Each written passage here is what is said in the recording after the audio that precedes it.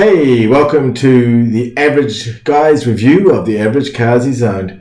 In this, I'm just going to cover off some of the cars I've owned in my lifetime, well, pretty well all of them, and give them a bit of a rating, just for a bit of fun, really. I've had some really good cars, and I've had a few stinkers, so let's just jump into it and see what happens. So the first car I learned to drive in was a Holden Torana 2850. This thing was a small, straight 6-cylinder. I think we paid about $4,500 for it. It was in the family for about 12 years.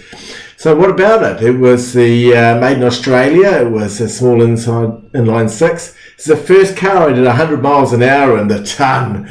But man, it had these narrow cross-ply tyres, which made it wallow like a warthog on a hot day.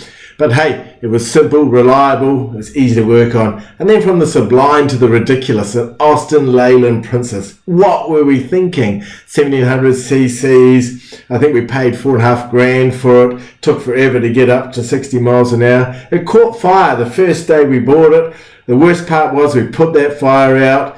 3 out of 10 for this lemon. Flashback to British imperialism.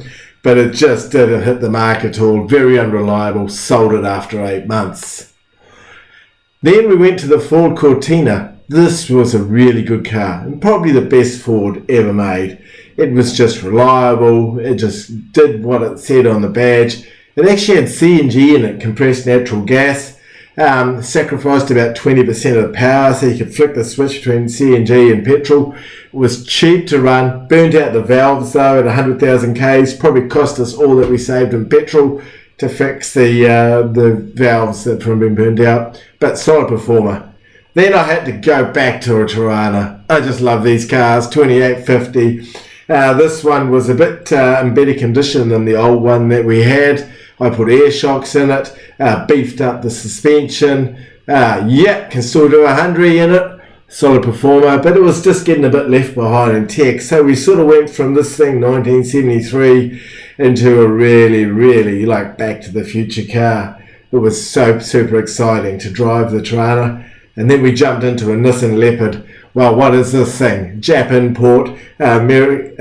New Zealand let Japan import these second-hand cars. This thing was just amazing. Given a 9.5 out of 10 interior, leather, power, everything, wipers on the mirrors. First time I drove a car with cruise control, heaps and heaps of fruit. We got smashed up really badly in it. Should have been written off. It wasn't. That's another story. But hey, that happens. Then on the farm we had this little Nissan, little Datsun 1500cc ute. This thing was a little superstar of a truck.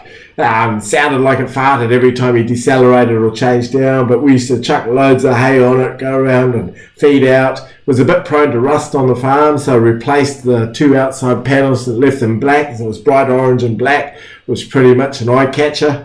It took forever to get up anywhere, but hey, it got there safe and sound. A ute small little wagon. At the same time, I was into horses, so we had a J3 Old Bedford. That thing, I don't even got to 60 miles an hour. One night we were driving home and a possum ran down the middle of the road and passed us. I shit you not, this thing was not powerful, but it could carry 3 horses safely or 12 yearling cattle. Had lots of fun with it, going to hunts, horse events, just all over the countryside. Best little truck ever.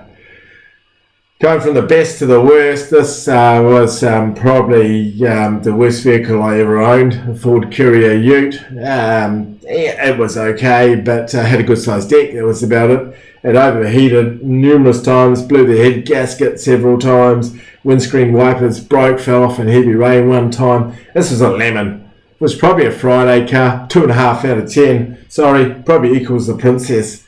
But that was gone. Best thing about it was selling it to scrap. When I met my wife, she had this little Ford Cortina.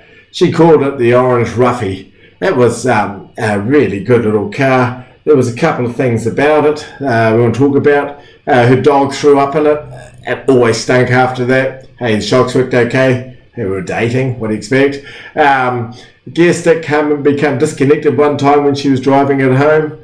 But that was just the car. It was a good little car. We sold it 6.5 out of 10. Solid 6.5. We went to the Mirage, a little wee 1200cc Mitzi. And that was a good little car, for when we first married. It was reliable, safe. Going to give it a 7.5 out of 10. It's economic. Our friends filled it with rice in our wedding night. I don't think we ever got rid of it all. And we nearly got killed when we were driving to a honeymoon, tried to overtake a truck, run out of mid-range power. It was kind of interesting, but a good little car. That got us into our next car, which was this beast. 3000cc Holden Commodore Berliner. This thing we thought was the shizzle. It was just a really, really good car. We were farm managers at the time. Turn up in that, you're just going to get the job because of the car you're in. We did 200,000 Ks in this car. Didn't spend much keeping it on the road. It would have power to burn style, reliability. Probably should have had aircon and airbags. That would be our biggest gripe. Oh, this thing, mate. This nearly killed me. Mitsubishi L200 Ute.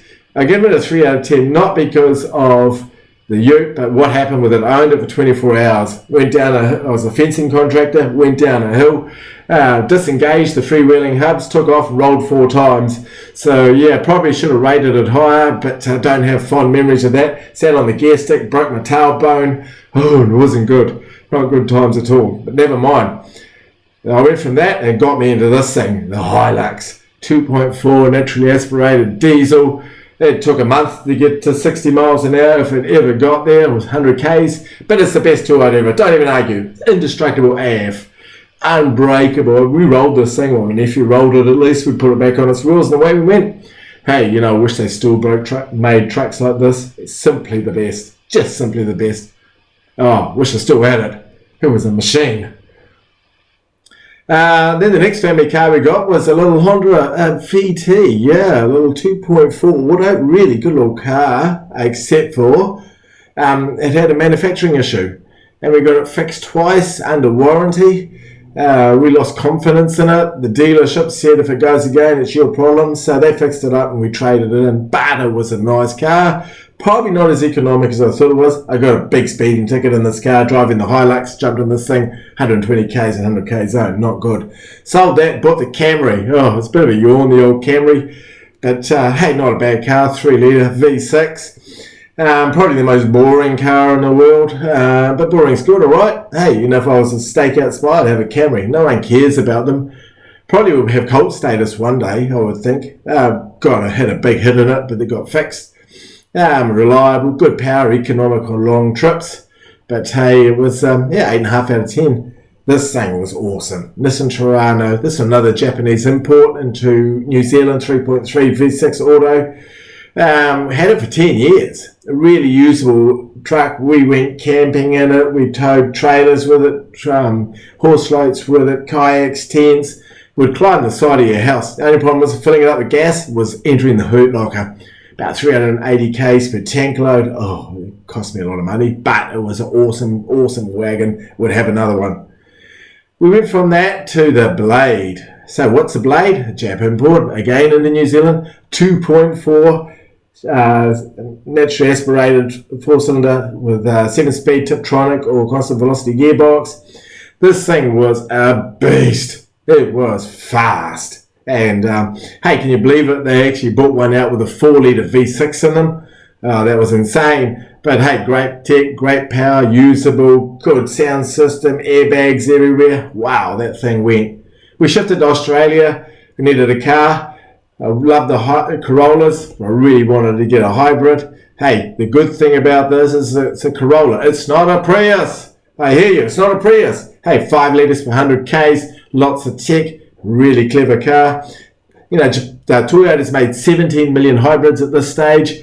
They know what they're doing. A bit light on power, but hey, it's an exciting car. A good car to drive. We sold it.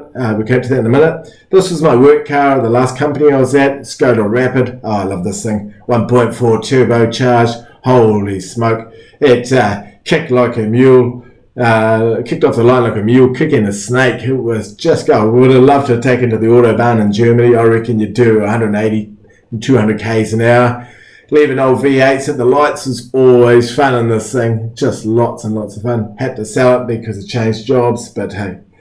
And our current squeeze is this Toyota CHR Hybrid.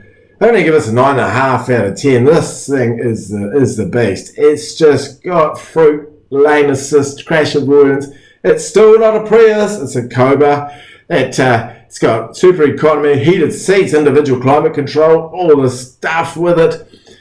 Boots probably could be a bit bigger, but it's sufficient. Only 9.9 out of 10. We still got it. So, that's a bit of a wrap-up of that. So what have we done? We've estimated spend about, if it was in today's money of the day, $216,000 on vehicles. And those cars driven more, but we've about 680,000 Ks in the cars we've owned. That's about 63,000 litres. Think about that. That's a lot of fuel. So what does the future hold? Well, I've got a few thoughts about the future, where it's sitting. And I really think that the whole industry is in a state of change, and namely for a number of reasons. One is going to be, when we get to the next slide, one is going to be technology. It's just changing. It's the end of the internal combustion engine. It's going to be electric or hydrogen. They're going to be full self-driving. I think we're going to see the end of individual ownership of cars. It's going to be subscription model, or just like Uber. It's going to be more freedom but less independence. I don't know. It's going to be interesting, but it's certainly changing. And on my wish list, I do like driving Teslas. Drove a Model 3 a little while ago. That was awesome. Would have another Skoda any day. And of course, a Tirana. Yeah, get a Tirana. Get one of those things in there. You can't go wrong. Okay, thanks if you've watched this far. It's been awesome. And watch this space. Average guy reviewing average cars.